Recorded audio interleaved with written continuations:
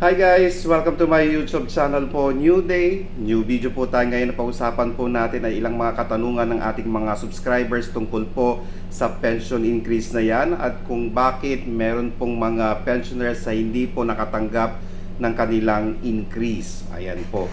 So nahin po natin, ayan po, noong May pa lang po, nag-announce na po ang presidente ng SSS na ibibigay po ang ating pension increase by June 2026 po. Kaya nga po sa ating mga pensioners dyan na nakatanggap, congratulations po sa inyo.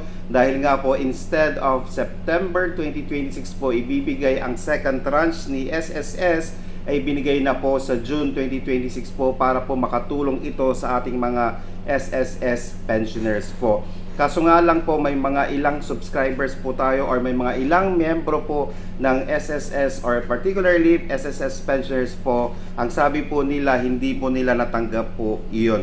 Ang masasabi ko po dito, automatic po yun na nagsisend sa inyong mga accounts. Ayan po.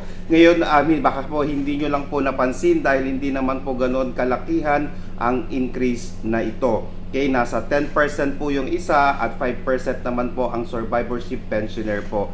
Again, i-check nyo pong mabuti, compare po ninyo mabuti kung magkano po yung natanggap po ninyo. Baka po hindi lang po natin napansin. Okay? So sa mga hindi pa po nakatanggap or sa sinasabing hindi nila natanggap, i-check nyo po yung previous po at yung pagdating ng June, mayroon pong difference yan. Dahil automatic po yan na sinisend ni SSS sa lahat ng mga SSS pensioners po niya. At syempre, para hindi po masuspend ang inyong monthly pension, parati ko pong paalala sa inyo na mag-comply ng ACOP or Annual Confirmation of Pensioner dahil importante po ito. Sa ating mga SSS pensioners po dyan na hindi na po makalakad, o yung mga pensioners na hindi na po makalakad or bedridden na po, pwede po kayong magpatulong or sa mga relative po nila, tulungan po sila. Pwede pong picturean si lola, si lolo po at dalhin po ito para po makapag-comply ng ako. Okay? Pwede po nating dalhin yung picture na yan na nakasama si lola habang kayo ay nanonood ng balita, or pwede naman pong mga dyaryo or mga kalendaryo po na nagpapatunay po na sila po ay buhay pa po.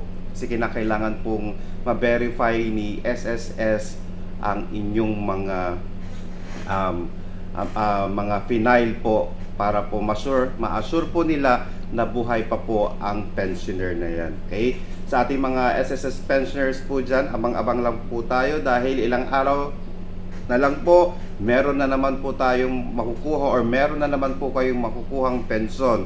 Okay? Dahil malapit na pong mag-July, kaya po abang-abang po ulit tayo para po sa darating na July. Sana po nakatulong po ako. Please do not forget to subscribe, like, and share para po lagi po kayong updated sa ating mga videos. Maraming salamat po and stay safe. Bye-bye!